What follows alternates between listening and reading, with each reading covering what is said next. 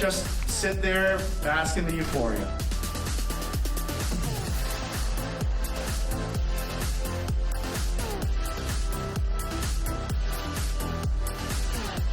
Thank you so much, Canadian Film Festival!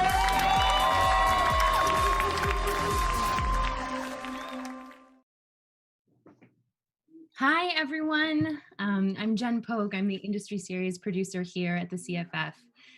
I want to start today by saying that Canadian Film Fest stands in solidarity with our BIPOC friends and colleagues in our commitment to anti-racism. We promise to continue to do our part to ensure we lift up BIPOC voices both within our organization and in the stories that we spotlight. This has been a painful week. I know it has been for myself, where I've had to look at my own bias, privilege, and how systematic racism plays into all facets of our lives. I know this weighs heavy on all our panelists' minds as well. We hope ultimately the information the CFF provides in our industry series helps not only the Canadian filmmaker, but the BIPOC filmmaker, their projects, and those that seek the tools to succeed in our industry. It's in this spirit that we are continuing this dialogue, hoping to learn this week about things more important than film. We are here today, however, to learn how to share our stories far and wide beyond our own community and into the world. Thank you so much to our panelists for sharing their expertise today. Our industry series would not be possible without our incredible sponsors, Super Channel, the Distillery Restaurants, Retake Furniture Rental, and Ontario Creates. We will be taking audience questions throughout this conversation. Please feel free to write your questions in the comment section on our Facebook or YouTube streams. Our team will be fielding them and sending them over to our moderator, Sean, of whom, without further ado, I am so pleased to introduce. Sean Cisterna is a multi-award-winning filmmaker who recently directed the international co-production From the Vine, amongst many other amazing projects. Sean, will you please introduce us to our panelists? Hi, everyone. Yes, well, first let's talk about what this panel is all about today. So today we're discussing filming beyond borders, what an international co-production is all about, and foreign financing. So the Canadian cinematic world is becoming a global one, and today we're going to explore what it means to partner with other countries to tell our stories and to get them made. So today we have a series of Canadian producers, broadcasters, financiers, and we're all going to sit here today and discuss strategies from the creative side to the business side, from financing to distribution, and the successes versus the challenges and everything else in between. So we look forward to your questions along the way as well, which we'll be addressing. So what I'll do is I'll go around my little Zoom square here and introduce everybody, and they can perhaps give a short bio about themselves. So first up on my left here, on this way at least, no, this way, is JJ Johnson. JJ? Hey everyone, I am a partner and executive producer at Sinking Ship Entertainment, which is a production company based in Toronto that specializes in youth and family programming. Nice. And to my, well, it's probably all different on everybody's stream. I'm just going to throw it to Natasha now. Natasha, tell us about yourself. Sure. Producer from Toronto. I've lived in Europe for off and on for the past 10 years, so I have quite a number of international co-productions in Italy, Germany, Norway, and Sweden. So this is definitely my world of things. Wonderful. Great. And Paul Scherzer is next. He's mixing from the Royal Theatre right now. Paul, tell us about yourself. Yeah, hi everybody. Paul Scherzer from Six Island Productions in Toronto.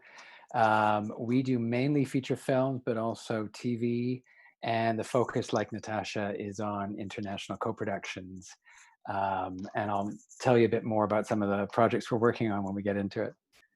Awesome. Coming from a different perspective is Kathleen Meek from Chorus Entertainment. Kathleen, tell us about yourself. Oh, of course, on cue, my dog barks. I work for Chorus. I'm the manager of Drama Factual, so I work with independent producers like all of you and independent content creators, primarily on series in drama, comedy, and factual documentary. And I've worked on a lot of co-productions over the years, mostly in the 1 hour drama sphere. Most recently Vikings, which is an Irish Canadian co-production. So I'm representing the broadcaster's kind of point of view in a production. Wonderful. And finally, Dan Lyon from Telefilm Canada. Hello, I'm Dan, and I am the feature film executive for Telefilm Canada, in charge of Ontario and Nunavut. And my focus at Telefilm is lower budget features, which are features budgeted up to $2.5 million. And we do have actually two current lower budget co-pros in post. Oh, wow. Can you tell us about them as we get further into this call? And I'm curious to hear what they are at that level. That's great. Okay, so first of all, let's define what a co-production is. Is it simply two companies coming together to make something? Can anyone give us a definition of what a co-production is? I am going to just ask anyone to take that question. Paul, you look like you have something to say. Define a co-production. Always have something to say. Define a co-production is when, like you were pointing out, Sean, when two companies get together and pool their resources. So typically when we say co-production, we often refer to international co-productions. But right now I'm here, as you mentioned, at the Royal mixing an interprovincial co-production, which, for those of you who don't know, has similar kind of rules and guidelines. You have to follow a certain set of rules, and you have to meet certain spend requirements and certain creative requirements. But basically, like you said, Sean, it's the companies getting together, two producers who get together and are pooling resources, typically from different areas. And often when we say that, we say it's international co-productions, right? May I just interject that sometimes there are more than two partners? Yes. Dan's always ready to complicate things. Yeah, absolutely. This is blowing my mind. So why would a producer even want to consider a co-production? Isn't raising money in Canada challenging enough? So what are the benefits to doing something like this? Dan? So there are a lot of benefits. I mean, in the world of telefilm, we're largely thinking of either interprovincial co-productions or international treaty co-productions. And Canada has between 55 and 60 treaties with other countries around the world. The main benefit is that you get national treatment in both Canada and the other treaty country. So that means that to the extent there's benefits, if there's tax credits, if there's government equity, there may be content regulations in broadcasting. So any rules and regulations that are applicable for national companies are applicable to that project because you've adhered to the rules of the treaty. So automatically now you've opened yourself up to additional sources of financing. You have an additional talent base, not only the cast, but maybe a director, maybe a producing partner. For sure, you're going to have a producing partner, maybe a DOP that you have your eye on, maybe some underlying material. You're going to have access to locations in the other country. You're going to have access to a person in that other country who knows the union rules and knows the crews and can really help you on the ground and can, most importantly, access financing in that other country. Mm-hmm. And Paul, do you want to chime in on that as well? Yeah, I mean, Dan's always glass half full guy, right? So he's listing all the pros, and then with the pros come cons. So we could, I don't know if it's now as the juncture to throw in some of the challenges, or if you want to save that, we can start off really rosy and then head into the challenges. All right, sounds good, Sean. Co-productions first. Okay. Okay. So what about films? Sorry.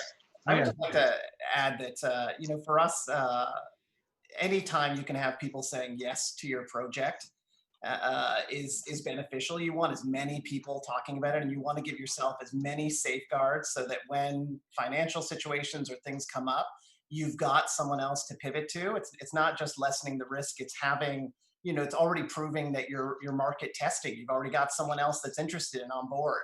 So for us, it's always about trying to find as many partnerships as possible that make sense, that obviously plus the project. But when you're in development with someone and you know that you're on that file with everyone else and your name keeps drifting down, sometimes good updates or information from your partner or extra money that's coming in brings you back up to the top of the pile. And that's just something that's so important when you're in development. Yeah, great points. If anyone else would like to chime in, just raise your hand and I'll throw to you for sure. But what about a film's budget? So a lot of us watching right now are maybe going into our first productions, our first feature films, and if we have a limited pool to work with, like say $100,000, is it wise to find a co-producer at that level? You know, when you're working with a smaller amount. So maybe JJ, do you want to take that? Yeah, I mean, we're kind of like money agnostic wherever we can get it. If it's $100, we would look for extra partners. Just for that same idea that, don't think about this as just this project. You're potentially building relationships that are going to help you on other future shows and future initiatives. And it takes time to engender trust. And so the more that you can work with people and start to see how you can be advantageous. And again, I'm stressing that, these are people that can plus your project. It's not just money for money's sake, because that can be obviously its own nightmare. But if you find that someone can be beneficial, whether it's money or not, maybe it is just exposure. It's a partner that's going to place it in theaters or the smallest advance possible. It's still good news that you get to update everyone about. Yeah, that's a great point. And can Canadian producers co-produce with any country in the world? Dan, you mentioned we had 68 countries that we have treaties with. Well, no, actually, there's 56. between 55 and 60. It changes from time to time. So you can co-produce with anyone you want, but in terms of getting the treaty benefits, you have to go with a country that has a signed treaty or a memorandum of understanding with Canada. That list, by the way, is updated as needed, and it is on the Telefilm Canada website, which obviously can be accessed for free. Okay. And so I'm assuming on the Telefilm Canada website, that's where these treaties exist for people to download and see what the requirements are for each producing country. Yes, I mean, the treaties have a similar structure to each other, but each one is a little bit different. And I want to go back to the earlier question, because certainly for a first feature, I personally don't recommend that people do a treaty co-production. I mean, I think the goal of a first feature is to keep it as simple and contained as possible. Keep it local if you can, keep the talent local if you can, keep the financing in such a way that you're not chasing around the world, and also that you're not taking on extraordinary amounts of risk. And it is very risky to kind of get into bed with people you don't know very well, and to also accumulate a lot of expenses that you might not have planned to accumulate. Mm-hmm. Yeah, I mean, I would just caution that it's, this is risky times, and it kind of favors the bold. If you've got an idea that you feel can be plus, sometimes, money can make things bigger and better and get that a big splash. And I totally hear you that there's complexity and challenges, but that's stuff to learn. And if you're the creative side of your endeavor, find someone brilliant that's eager to do that. There's so many great people that would offer their time and join if they're inspired by whatever story you're trying to tell. Find those missing pieces that you have. I'm kind of, I'm shitty at the business side to some degree. Blair, and there's a team here that handles that, but I'm definitely creative in trying to find who are the different partners. Can we air in museums? Where are places that people don't go? So I would just, I mean, caveat, yes, you don't want to overwhelm, but reach out to people and bring on extra support to help you handle some of those relationships. Yeah, I mean, I know the subject of our session today is co-production, but since a lot of people listening may be newer producers, I think JJ's point is worth really highlighting, which is that film is one of the rare arts where you are not expected to do all the jobs on your own. And I often recommend to people that they take an almost scientific approach to writing down on a piece of paper, here are all the tasks that need to be done. Here's the people who I'm going to need to help. Here's the doors I'm going to need opened. And then you put your name beside all the tasks that you're comfortable with. And then maybe you have an ongoing partner and you put her name there. And then maybe between the two of you, you realize, oh my goodness, there's still 18 tasks left that we're not really equipped to do. So let's seek out an exec producer or a producing partner who can fulfill a good number of those tasks that don't have anyone's name written beside them right now. That's good. That's a good point.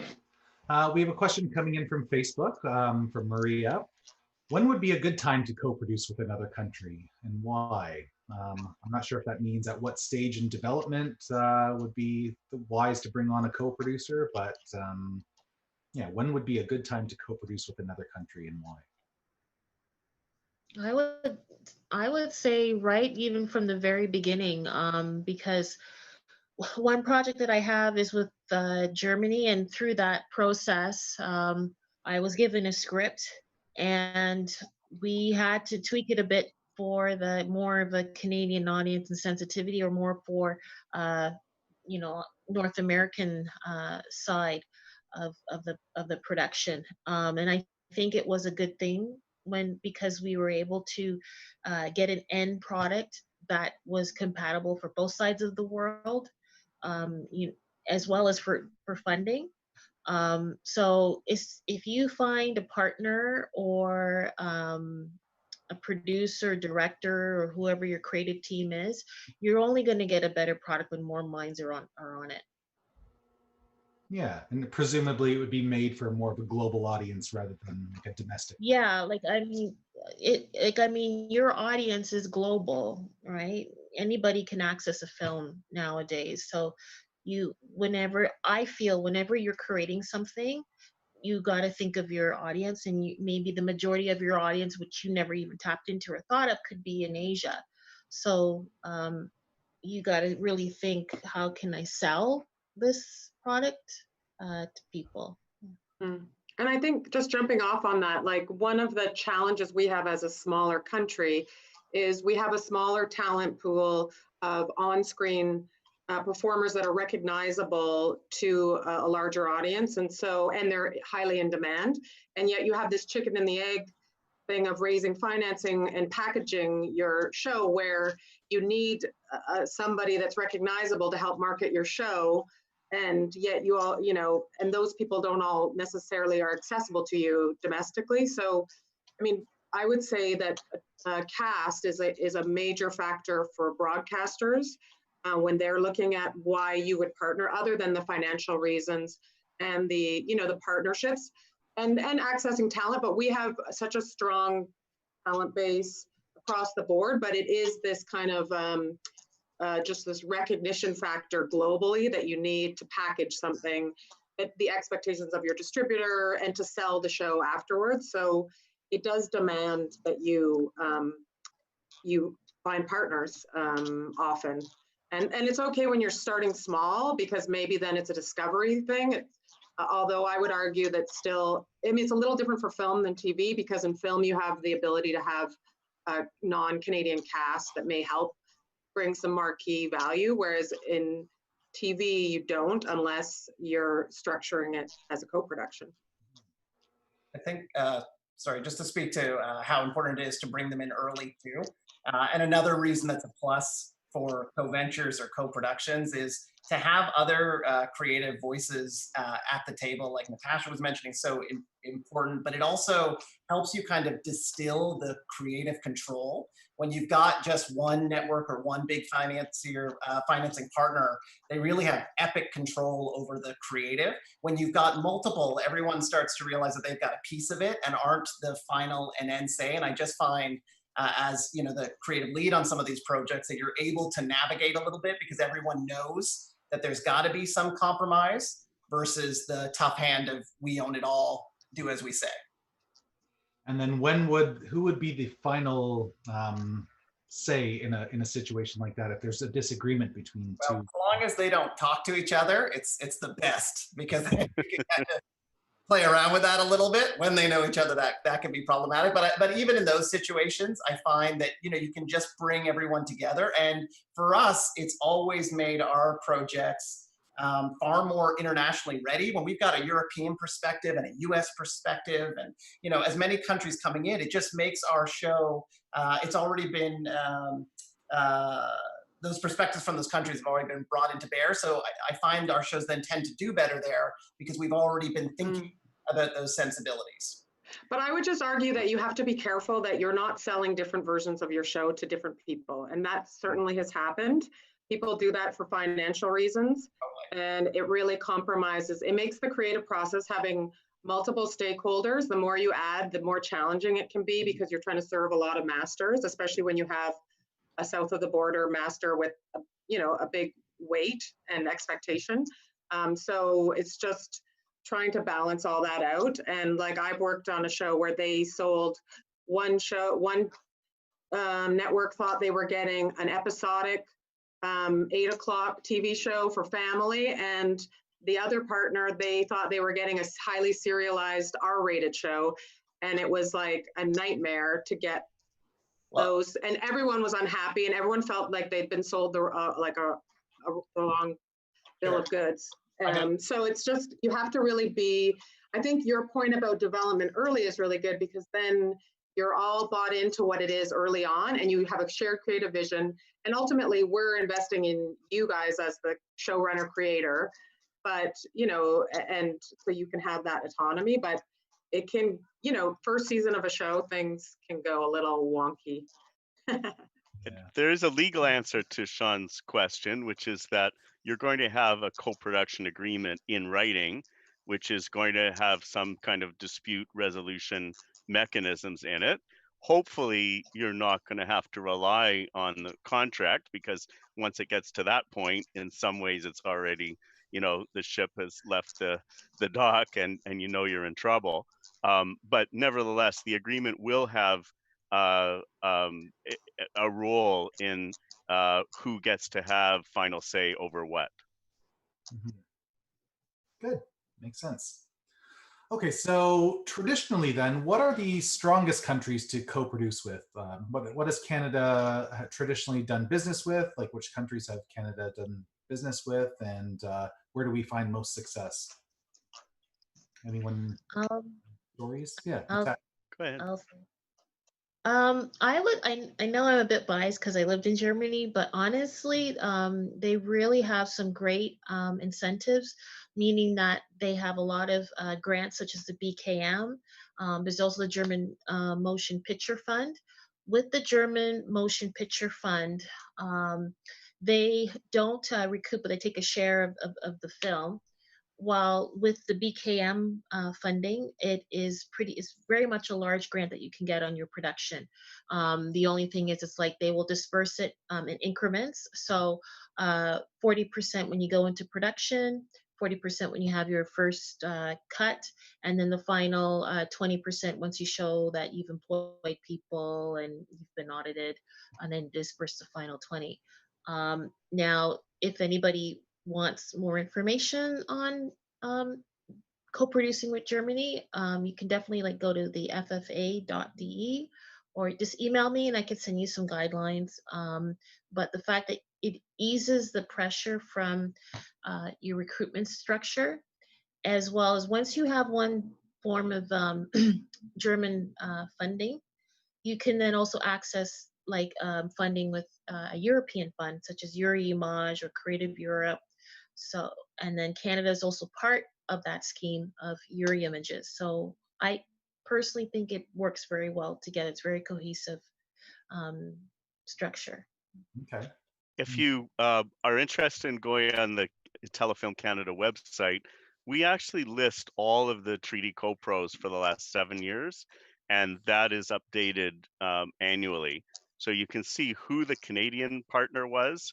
You can also see the country that Canada co-produced with. So, and then there's always a summary. So you can see, for example, that the UK and France and Germany tend to be very popular co-producing countries.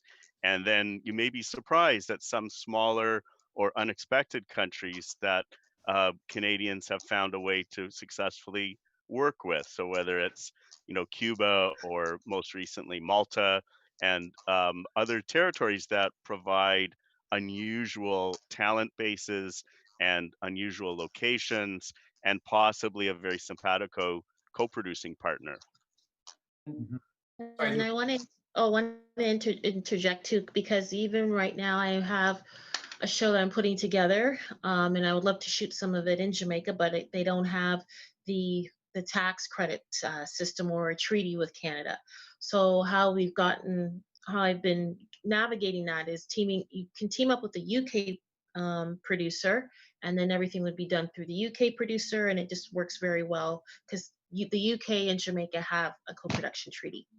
So you may need to bring in, as Dan mentioned, a third partner to get the project going.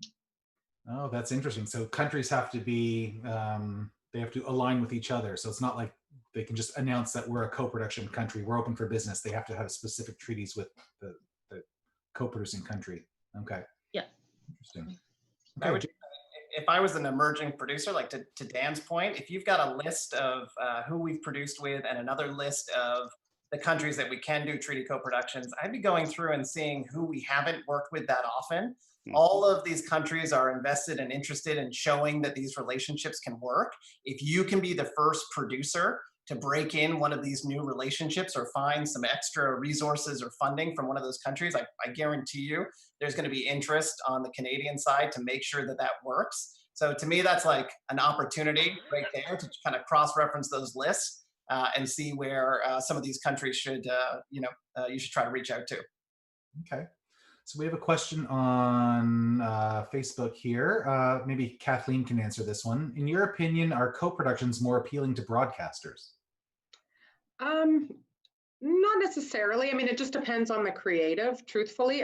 The majority is that most series are financed with a portion of it outside of Canada, whether that's a distributor putting up that money, whether that's a US broadcaster, so it does become sort of a co-production or co-venture, or whether it's if it's a bigger budget show, then there is a necessity for you to have a partner. I would say on the 1 hour drama side, for example, almost all of the shows made, a large number of them are structured in some way with a partner from outside of Canada. And whereas half-hour comedies are a little more, you can tend to do them domestically, but it really depends. I mean, we see a value, like right now we have a show that we're developing with a Canadian producer and a UK producer, and it's been an amazing partnership. It was actually the UK producer who had the Canadian director that came to us, and then we teamed the Canadian producer. So, but it's a show that needs scope. So, and it doesn't, so it needs, it's not something you could just do in Canada alone. So it's really driven by the creative. Yeah, wonderful. And are there any countries that we have treaties with that we haven't done co-productions with? Dan, might know the stats around that? Actually, the stats you could determine from the website. I don't have that info on the top of my head, but I would say the answer is yes. And some, some treaties are relatively new, and it sometimes takes a while to get going. So India is one of the most recent film treaties, and there are some other recent treaties. Mm-hmm. Yeah, I've heard.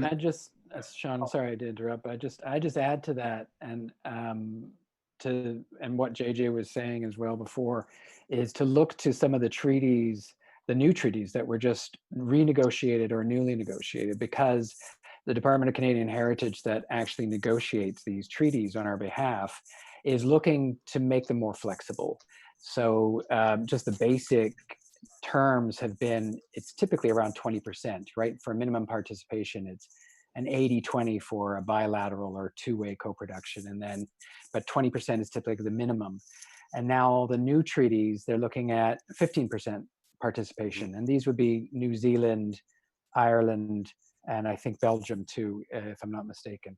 But they also come with a built-in flexibility in terms of above the line key creative, which is stymied some of our more complex and bigger budget international co-productions. And people in the past have looked for loopholes. If you watch Cronenberg's Map to the Stars, there's an American writer on that, and the only way they could push that through was to go through Germany, where there was no real German money on it. But the interesting thing is all the new treaties are acting more like the European treaties, which are very flexible. They work very well together. And so to JJ's point and to Dan's point, I would say, look to some of those new treaties, look to New Zealand, look to Ireland, look to Belgium, and they are far more flexible and they might be more appropriate. But just wanted to make one key point back to the question of why co-produce. I always think it should be organic. You know, like you're not trying to shoot a movie in, let's say, Nova Scotia, that it's got to be set in Nova Scotia, but we're going to shoot it in Spain because they got a good tax credit. Like, that doesn't make any sense, right? So there's inherent costs that are involved in doing a co-production. And so it really has to make sense. And ideally, it's going to make organic sense from the story perspective too. All those things that we've all listed, the locations, the talent, those need to be somehow, like there needs to be some value add for the co-production. In the old days, I don't know if you guys remember this, but that term Euro pudding. So when the Europeans were producing together and all these, before the European Union really solidified, and they set up all these wonderful funds that work very well, like the Media Fund and Eurimage that Natasha was talking about. They were creating films that had all these different characters from different European nations, and you could see that the whole script was written just to access those funds. And if Spain didn't have money, okay, we'll get a Bulgarian character in here because they've got money. You know, so this is the thing to be careful of. We don't want to create a Euro pudding in Canada. But if you're lucky enough to have a natural co-pro, that's a beautiful thing. So I'll use an example, which is not a real example, but let's say there's a Crocodile Dundee story, but it's a Canadian woman falls in love with an Australian man. She has all these adventures in Australia, and then they go back to Canada to, meet her family and have some more adventures in Canada. Well, that's a natural Canada-Australia co-pro.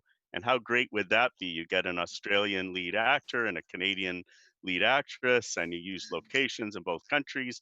You get the tax benefits and the equity benefits in both countries. That's a beautiful thing.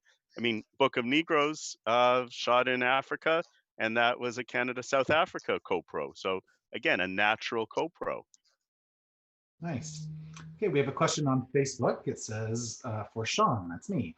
Can you elaborate on your experience with Italian co-productions in regards to support crew? If anyone else can speak to working with Italy specifically, I'd love to hear about it. That's from Natty Zavitz. Hi, Natty. Thank you for watching. So I did a film called From the Vine in Italy. It was a Canada-Italy co-production.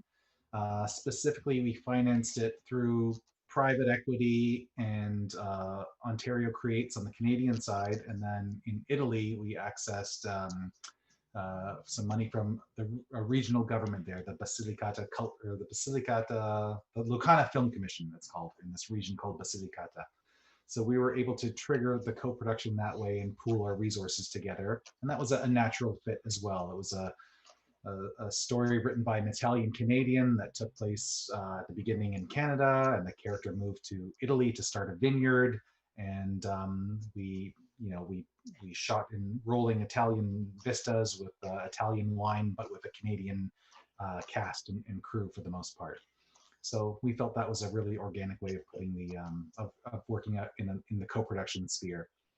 And it was a mix of Italian labor and Canadian labor. So we had our DOP from Canada, but our production designer from Italy, and our producer from Italy. We had second and third lead actors from Italy, but a US lead actor, Joe Pantoliano, and then Canadian actors as well. So it was a real mix of Italian and Canadian labor that synthesized into something that we're really pleased with. And that film will come out next month and into August. We're going to announce our Canadian and US partners and international partners very soon. So yeah, we'll hear more about that later. So thank you for asking, Natty. Anyone else work with Italy? I know Natasha has a project in development with Italy. Yes. It has been quite a minefield. Just we for that particular project, we just got approved as a Canadian-Italian co-production in Italy, and now I'm putting together the Canadian side. And I would say with that particular production, we pretty much are financed. Now we just now have to get the Canadians on board, and I do have a Canadian distribution interest. So the final piece of the puzzle is getting organizations like Telefilm Ontario Creates to also be a part of the project. The great news is I do have a good leading Canadian actress attached, so that will help raise the profile of that particular project. Wonderful. So unfortunately, one of my horror stories does involve Italy, but it's ancient history. And it was when I was working at Astral and we were acting as exec producers, and we were well into a shoot and discovered that the Italian producer was not coming up with any money, had not managed to successfully get any money from the regional governmental authority, and it was a disaster. And my boss, who was Harold Greenberg, by the way, that's a real person, not just the name of a fund.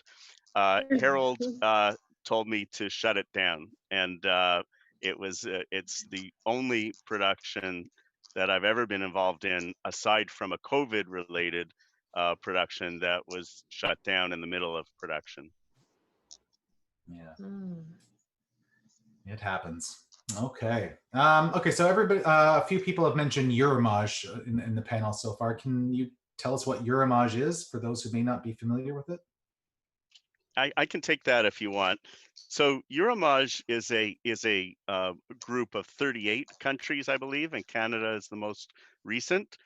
It's mostly European based, as you might expect, but Canada is a new member, and it's a top-up fund for official treaty co-productions.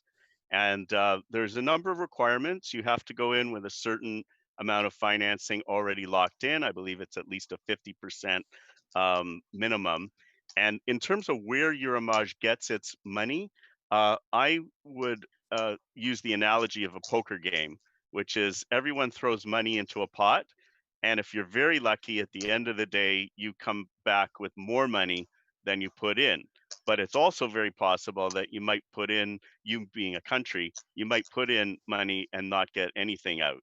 So both, or somewhere in the middle, maybe you get approximately the same amount of money as you came with. But it's a juried process with people from all of the member countries appointing experts to read either all of the scripts, or depending on the volume, at least a good portfolio of the scripts.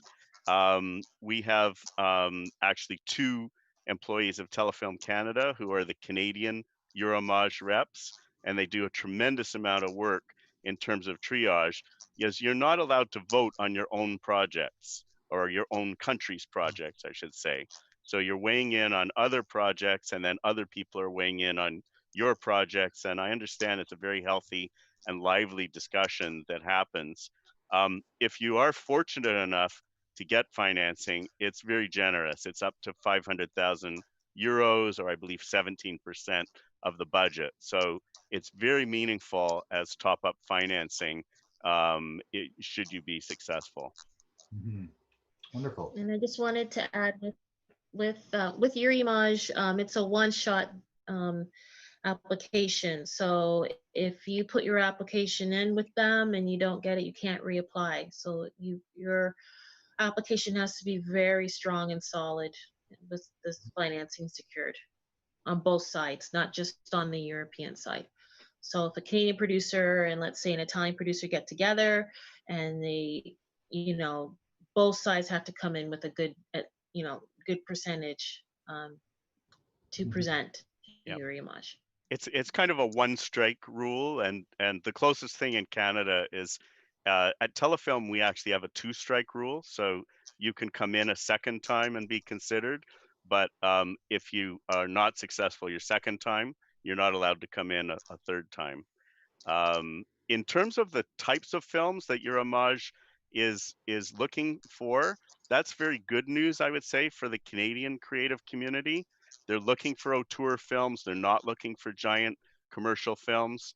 They want films that probably are not going to be very attractive to the U.S. studio financing system. So it's actually very good news for us. Yeah, wow. Okay. We have another question from Facebook. Jen asks, what is the difference between co-productions and foreign finance? Anyone want to take that one on? What's the difference between co-production as defined here and foreign financing for a project? Well, I mean, I could just say far less regulations and stipulations and contractual challenges. For us, foreign financing is anything from theatrical advance or pre-buy on TV rights or an international network partner. That's really where we focus a lot of our energies, to everyone's point about like obviously trying to maintain control, but also have as many different perspectives come in, trying to find sources of international capital so that you're already showing that other people in other markets are interested, and trying to give your project as many chances to succeed. I'm not a fan of a Canada only strategy to start, or a start small. Why not get launch in 10, 12 places so that maybe you have a success story in Europe or Australia or somewhere else. And if it's a little lackluster in Canada, it doesn't matter as much because you're able to pivot and point to other places. And I would just say on that end, in terms of foreign financing, there's never been as many trillion-dollar companies getting into streaming services and are looking for ways to differentiate themselves from each other. So the appetite for risky storytelling or innovative, authentic storytelling is there. They're desperate to hear those voices, and I would be going after anyone with a plus beside their name. I would be reaching out and pitching to. Wonderful. Dan. So on that note, there's no treaty between Canada and the United States, but there is lots of American financing in Canadian productions. So that's really good news. So the nature of the American financing might be private, it might be a broadcaster, it might be a large digital company. It could be an American-based sales agent who is buying international rights. And the possibilities are really endless. So those projects, for the most part, are not organized as co-productions. However, the buyer or the person putting in the money will have normal approvals. So obviously, they have something to say about the script and something to say about who's directing and something to say about the cast. But what they're not is they're not on set. They don't control the bank account. They're not directing all facets of the production. They have to maintain an arm's length relationship. Sure. And just the caveat is that obviously their creative control is matched by how much money they're putting in. And if it's more of an acquisition or something, you can definitely still get a sizable amount of resources with not necessarily too many creative controls in there. Mm-hmm. Okay, so with a co-production, there's always a split of labor, whether it be like a mix of cast, of production crew, of locations, of post-production labor. So how do the producers decide what the best formula is for a given production? How do you work between the two producers and just... I mean, I could say, like really a deep dive on where are you lacking? What skills do you need? Where can you be plus by someone else? We talked a little bit about how, or I think you were mentioning where we find relationships. I mean, really leaning on films and projects that you love, reaching out to those people and seeing who they're working with and getting them to suggest. We've never had someone not respond back, especially if you're opening up with a compliment. But take a look at where are you lacking and where could they fill in that piece for you. Or if there's some incredible talent that you've been desperate to work with, reach out to them and try to figure out a path to do that. Wonderful. Good. One more question on Facebook. If you film entirely in one country, but do the post-production in another country, is that still considered a co-production? Natasha? It can be. I mean, you have to balance the inputs, the creative inputs, with the financing. So on Paul's example earlier of one country's the majority and they have 80 or 85%, and the other country is the minority, it's quite common that the minority country has the post and none of the production. Right. Okay, and the follow-up question here on Facebook, Laura asks, if you found an opportunity to work with another country as a co-producer, for example, Slovenia, who do you reach out to for Canadian support and funding?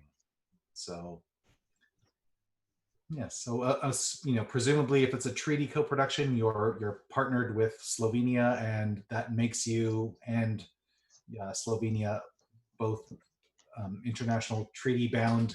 And so you're a Canadian production by default, but where could one go for support and funding for a Slovenian Canadian production? So the answer is that you're in the same position in Canada as someone who is producing a 100% Canadian film. So you have telefilm, you have provincial tax credits, you have Ontario Creates, you have the Northern Fund, you have every benefit that's available to a Canadian production. But a lot of these funds are selective, meaning you're not automatically entitled, but you're certainly entitled to apply. Others are actually automatic in the sense that if you play by the rules of, for example, tax credits, you're entitled to your tax credit. Mm-hmm. I have a question actually to that, Dan. Do you think that the funders in Canada would favor a project that is where the key creative and is more organically domestic Canadian versus a co-production where you're supporting a Slovenian writer director?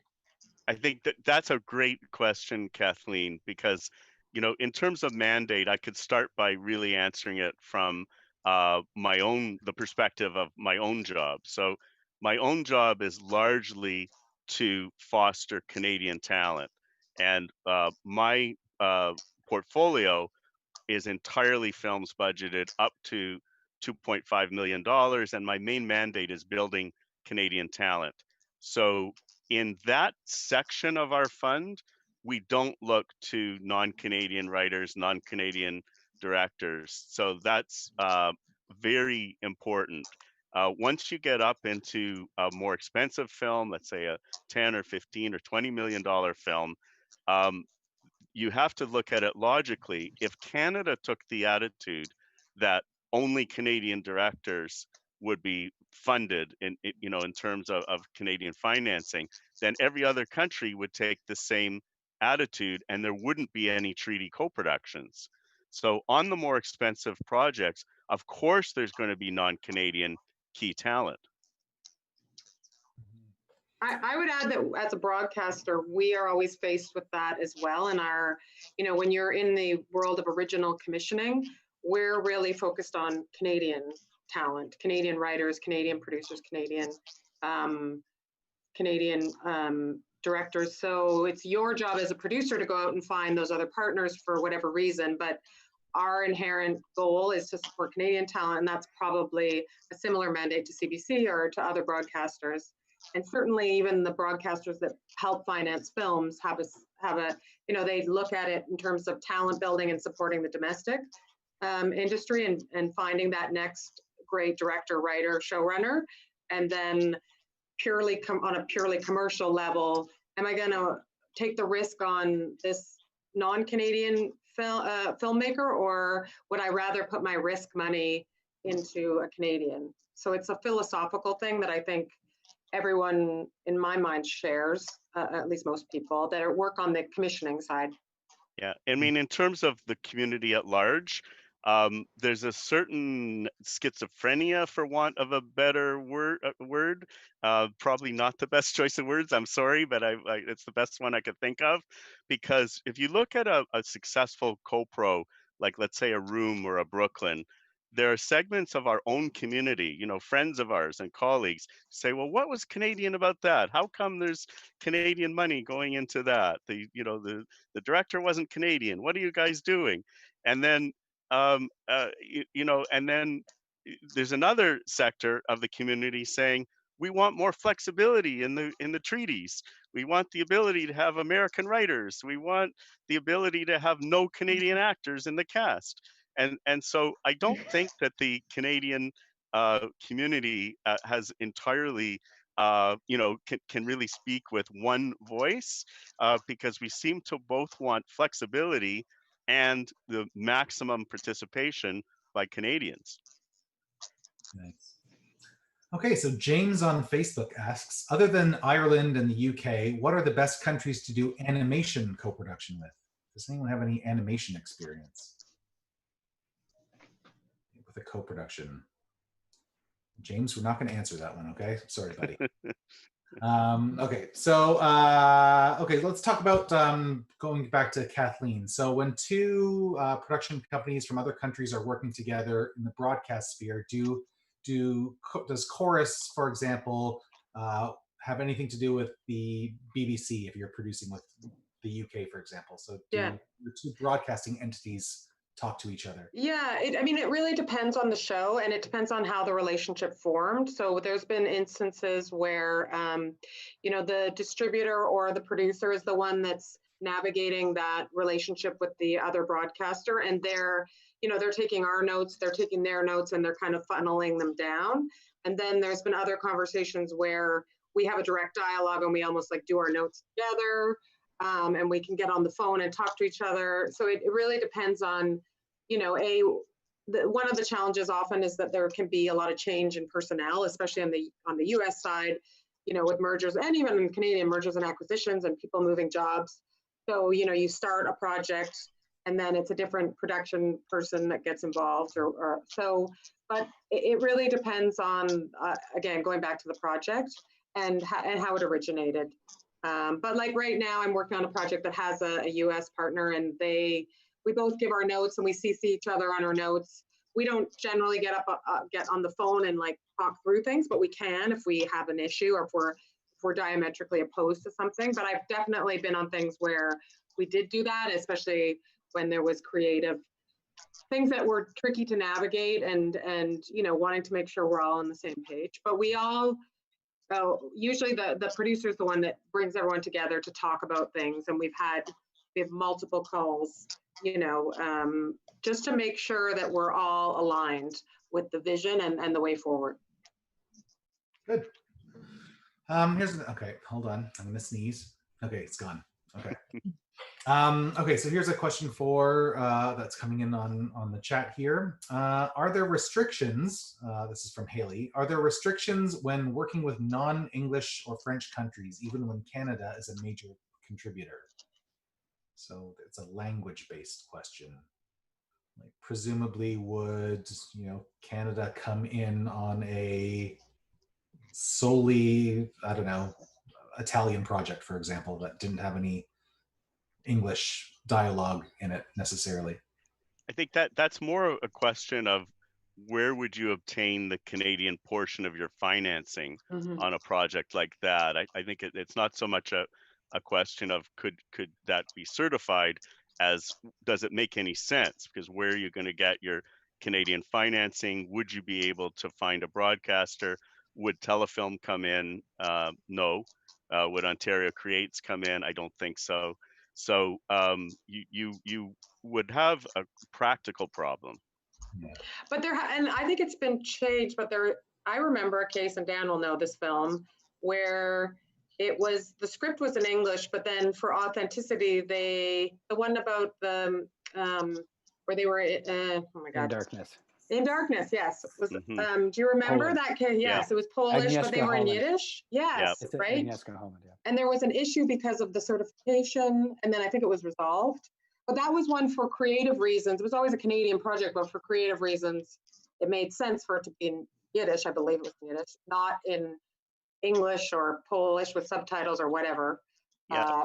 So kind of beyond the question of co-pro, even in terms of a domestic Canadian co-production, we have people here from all over the world, or whose parents or grandparents came from all over the world. People are interested in exploring their stories. The guidelines say that our productions need to be either English, French, or an Indigenous language, Indigenous Canadian language.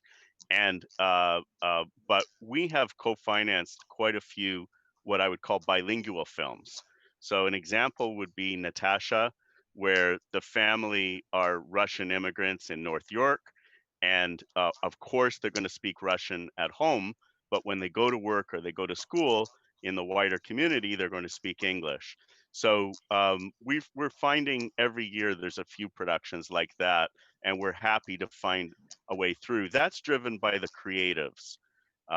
So there's no specific percentage of English that's required, but that is a conversation that we need to have up front so that we're not blindsided and find that something is 99% in another language, and that would present a problem. Paul. And there's also Go ahead, Natasha. Go ahead. Oh, I was about to say, there's also, I don't know if you're aware, there's the diverse language funding that's available through the CMF, depending on what project you're creating. And if you have a broadcaster attached, you know, there is that funding available for, specifically for foreign language projects. And in the case of my Italian co-pro, I'm coming in as the, we're doing most of the posts in Canada, and it's 25%. So everything is shot in Italy, but all post and some of our cast and crew will be Canadian. So it kind of worked out that way. What language is it in, Natasha? Italian. It's in Italian. So Dan, I thought that there was the rule that it has to be 50% plus French or English or Indigenous language. That's been spewed at me a number of times. But I also wanted to, you can answer that in a sec. There have been examples of, you know, a producer friend of mine made a film with Norway that is all in Norwegian. And he was able to access Ontario Creates, which was then OMDC. He got, and he was just doing post, and it was in Norwegian. It is an exception. It doesn't happen that often, as Dan points out, but sort of like, you know, JJ's Go Spirit, I would echo, I would say, like, you know, why not? Like, if you are passionate about that project as this producer was, he was able to get it through and convince Ontario Creates that this is a worthy project, and they invested in the post-production on that film, and he released it theatrically here, so kind of a success. Yeah, I saw that film and I liked it a lot. It was a really contained thriller that I really enjoyed. I mean, the competition for funding, just bringing it back to, you know, what I do, the competition is truly ferocious. Mm-hmm. So my best advice to creators and producers is not to impose too many barriers on yourselves. So the more complicated you make it, the tougher the ride's going to be. And there is no 50% rule. No, we go by common sense. Good to know. Okay, so let's step back a little bit. You have a co-production project. Where do you go to find your partners other than, you know, searching online? Are there specific places one can go if you have a project that you want to do shoot with another country with? Where would you go to find this partner? In my case, I love going to the Berrinale because they specifically have a co-production market. And what I do is I just send out an email blast to all European producers, and they email me, and I look at their slate, I look at their credits, what they're presenting, who the team is on their side, and that's how I've been getting a lot of my projects, just by attending things like the Berrinale, Cannes. Those are the two main ones for me. So it's a market, yeah. You'll go to a Market, yeah. travel to Market. markets. Yeah. And in this time when we're all restricted by travel, are there other options that producers can partner up with another country? There's also strategic partners, and that's out in Halifax is a great kind of way to meet. And TIFF, of course, there's lots of people in town, but that they specifically try to pair you up, or people are going there seeking co-production relationships. And there's also lots of buyers there and distributors. So it's a good one, I think, for that. There's also a CoPro um, consortium, basically, or colloquium at Rotterdam. But the interesting thing about something that Sean was starting to say about, well, what do we do in these strange times? Arguably, it might be a little bit easier because it's less expensive. So you could sign up, like everyone, even if you don't have very deep pockets, everyone can go to Cannes this year for, I don't want to quote the wrong figure, but I think it's something like 150 euros. That's it. So in a normal year, it might cost you $8,000 or $10,000. This year, it's in the hundreds of dollars. And you can sign up for meetings with individual producers.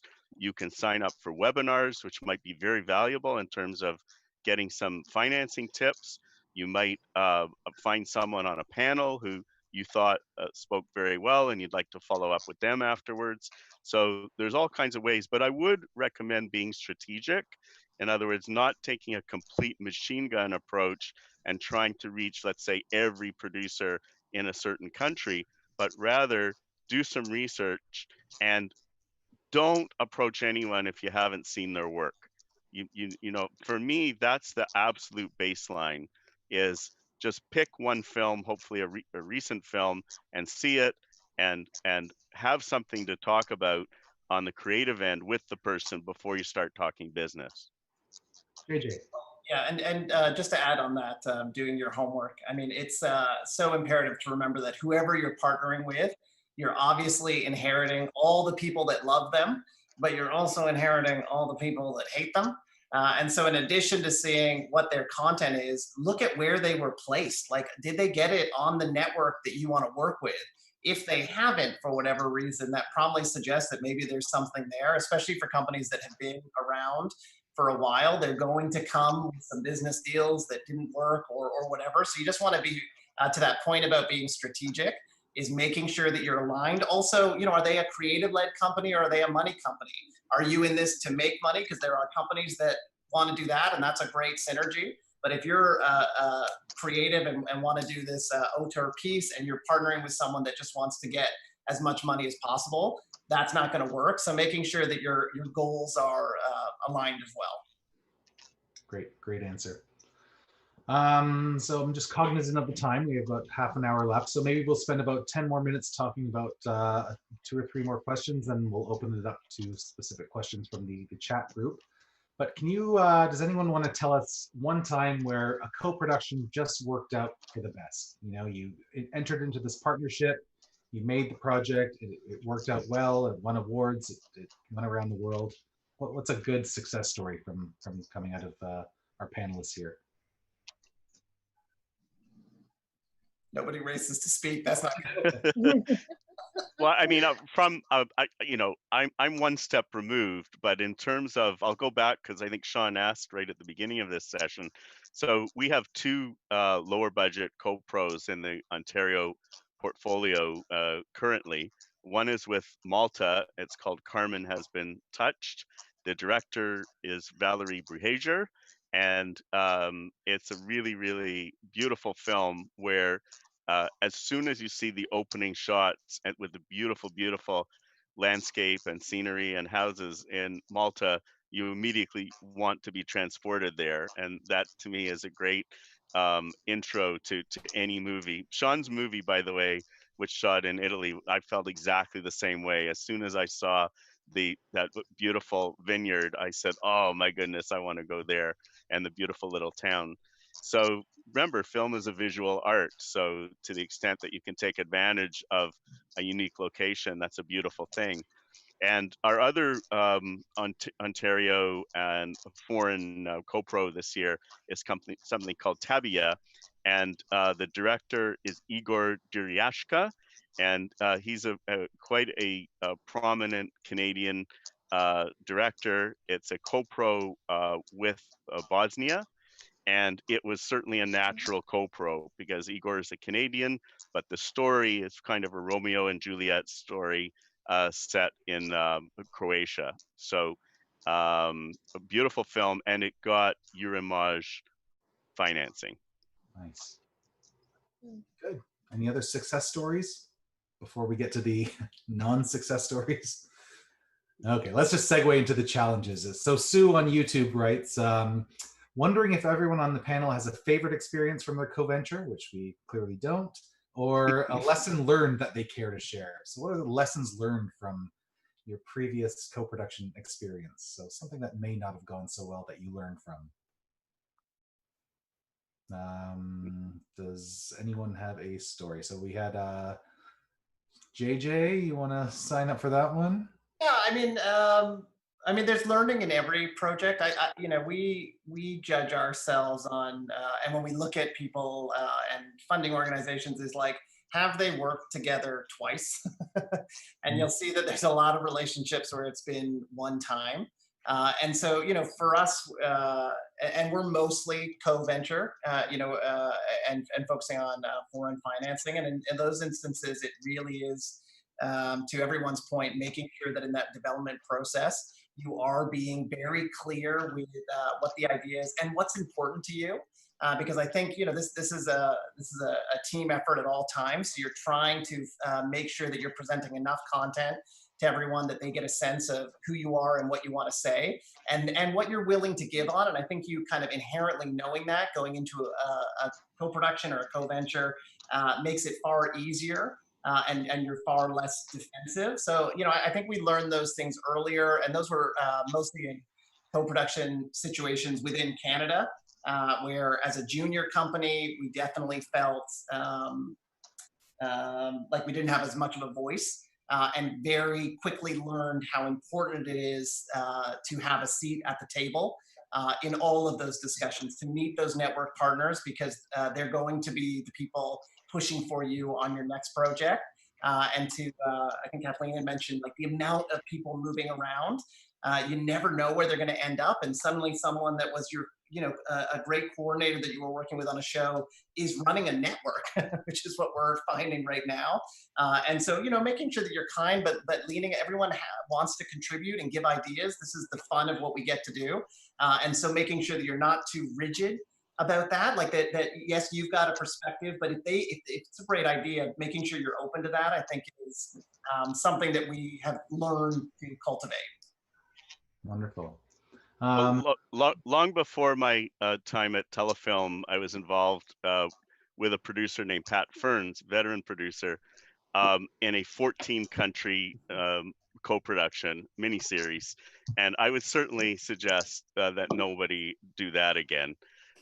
It was truly a nightmare, and if you think about the logistics, even just picking a time when everyone can speak to each other is next to impossible.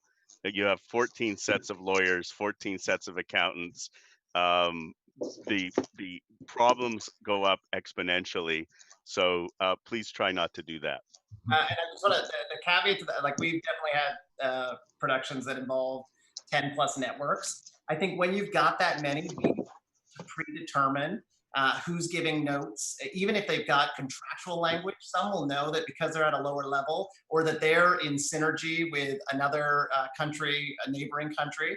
There are ways to negotiate how to trim that amount of feedback down. But launching in 10 countries and launching with a potential audience of 300 million people is far better than just launching in Canada. Yeah, great. I'll just add to that. I think one of the hardest things, and this is speaking as someone on the other side of the table, but it goes to, all of this is a collaboration.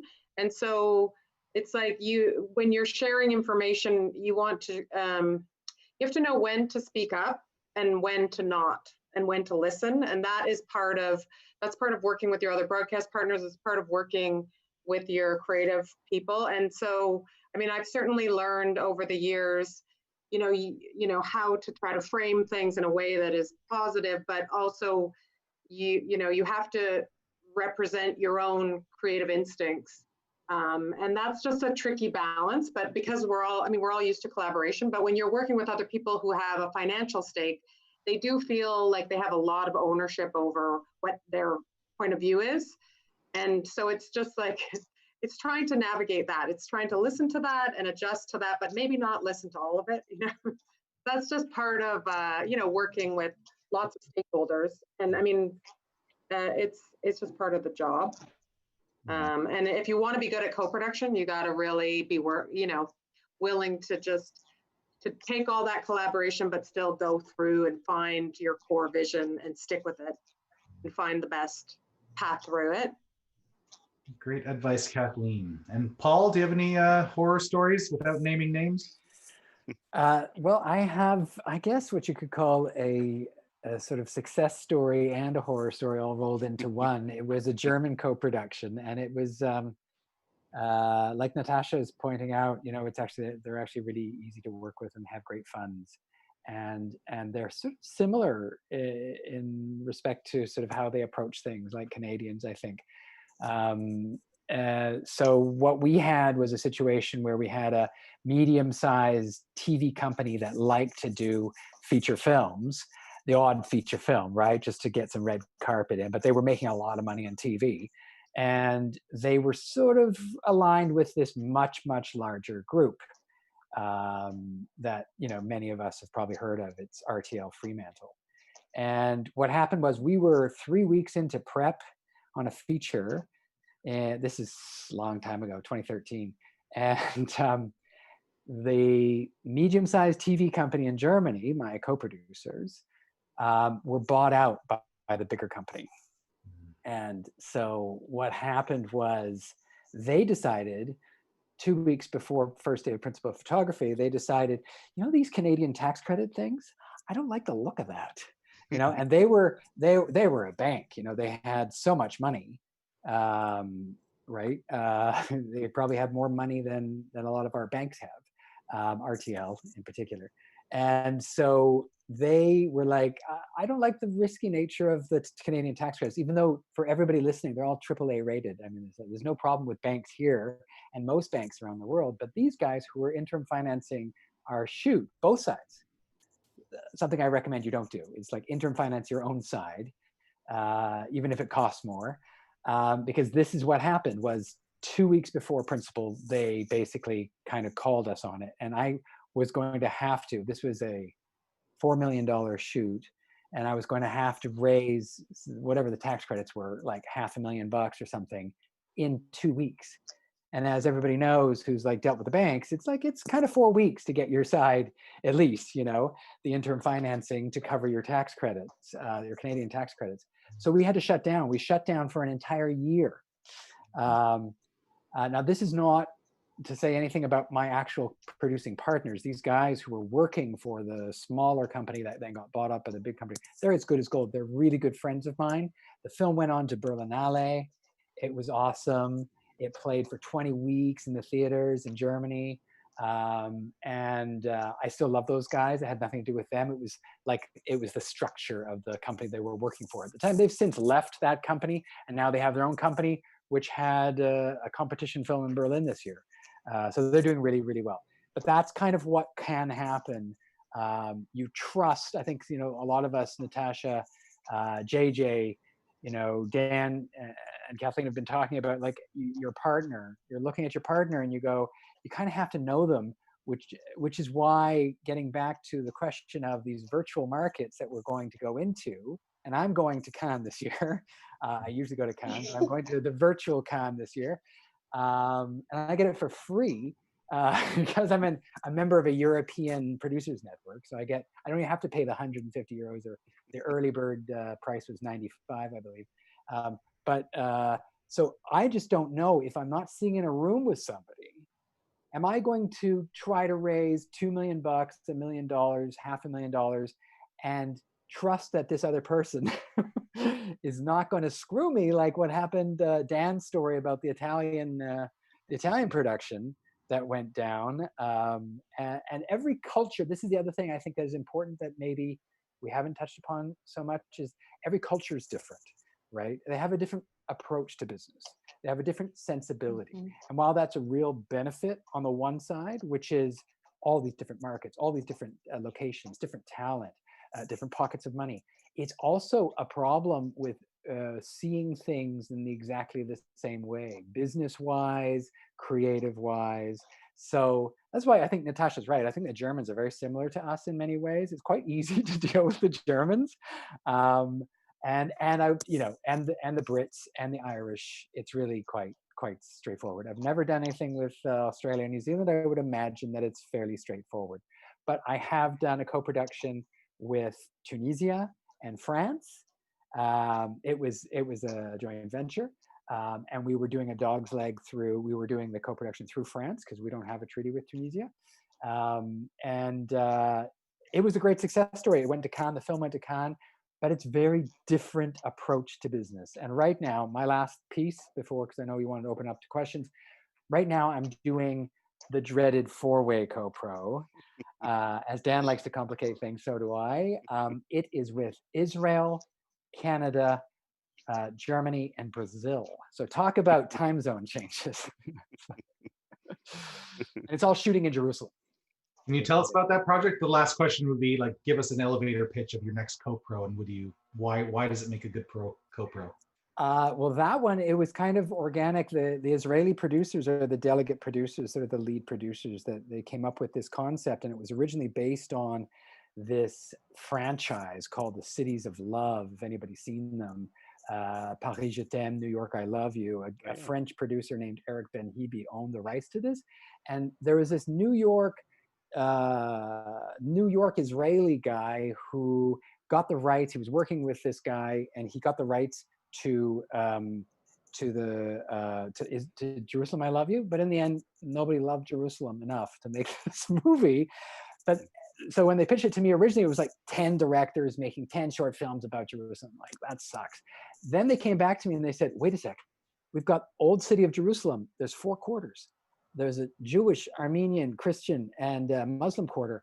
What if we had a Jewish, Armenian, Christian, and Muslim director from all these different countries directing? I'm like, I love that idea. So Great. this is how we went forward, and that's what it is. So each reason why there's 4 countries is because it's 4 well-known names. It's Todd Solondz, Mohsen Makhmalbaf, a Brazilian director named Ana Muilart, and the Canadian actress turned director Arsene Khanjian, the wife of Adam Irigoyen. So they're all getting together, and there's stories that cross over in a kind of Jim Jarmusch way. Some of the viewers are probably too young. Check out Jim Jarmusch, really great director. And that's kind of the pitch, is all these stories of sort of a day in the life of Jerusalem that cross over. Great. Kathleen, on your side, are you working on a co-production at the moment? Yeah, I'm working on 3. Well, I have 2. Well, Vikings is in post, so that's an Irish-Canadian co-production, and it's actually pretty much finished, the final season. And Departure was, season 1 was a UK-Canadian co-production structured that way, and season 2 is an Irish-Canadian co-production. But the lead, the writer, the whole writing team and director are all Canadian, and it was one where it's being led out of Canada and then partnered partly for shooting, because it's creatively it made sense to do it in the UK, and also for cast, because our lead actor was from the UK, or is from the UK. And then we have one in development that I think I mentioned already that is being developed with a Canadian. It's a Canadian writer, Canadian director, and a UK producer and a Canadian producer. And it originated with the Canadian director and the UK producer coming here. And then, so, I mean, they come in all different shapes. I'm sure we have more, but those are the 3 that I'm involved with that I'm just come to top of mind. Yeah, wonderful. Yeah. Natasha, what are you working on?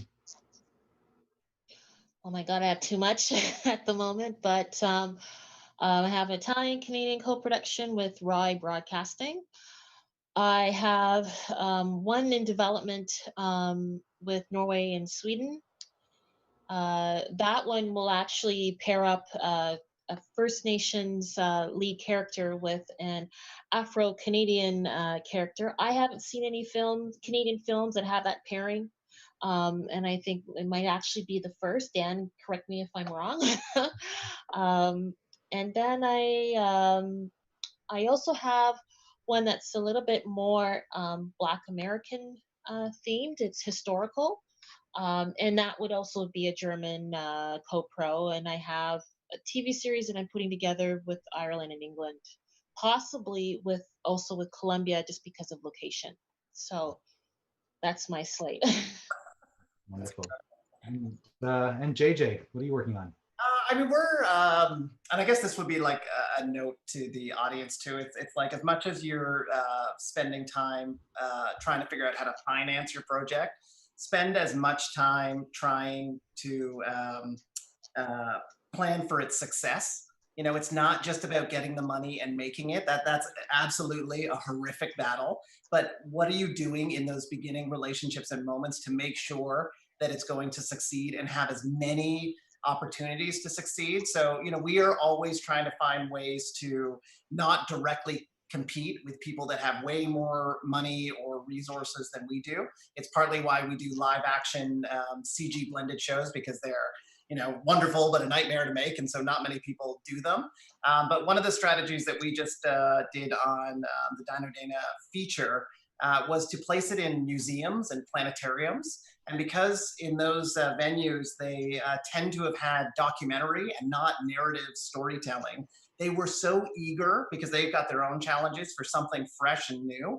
And so I think at this point, we've already lined up something like 75 to 80 museums and planetariums around the world. And this is not just for like a 2-week period. This is for like 6 months, which then allows us to use our interactive team and pitch interactive games and experiences and use the full weight of the company. So we're looking at opportunities that allow us to do that, not necessarily, and though we had a theatrical strategy, that movie was meant to launch on like the 3rd week of March when everything shut down. So that was like crushing. But even in that token, like, yes, we lost our theatrical window, but we've already lined up and can pivot and can still have the success of these places that are going to be pushing it and promoting it and getting audiences that we wouldn't necessarily have got. So our next project, which is this same kind of hybrid streamer and theatrical museum venture, is a project that I'm really excited about with Jane Goodall. That's called Jane, that we're just putting the final pieces to. So hoping to kind of employ a similar strategy to get as many people seeing it as possible. Awesome. Great. Very inspiring, guys. I've learned a lot over this past hour and a half or so. So I think we've run through all our chat questions here. So I guess if there's no other final words that anyone would like to chime in on, Jen, do you want to come back and segue us out of here? Sure do. Thanks, Sean. Thank you, everybody. I'm like in awe of everything you just said and all the information you just shared, and your projects they sound incredible. It's going to be a good ride ahead. Thanks everyone for joining us today. We have our final industry panel tomorrow on post-production and workflow with a couple of industry profesh from there. And please make sure you tune in tonight to Super Channel for our films that we will be playing tonight. We have the short film Chubby and the feature film Hazy Little Thing on Super Channel starting at 9 p.m. So thank you so much. Thank you, everybody. Have a great day.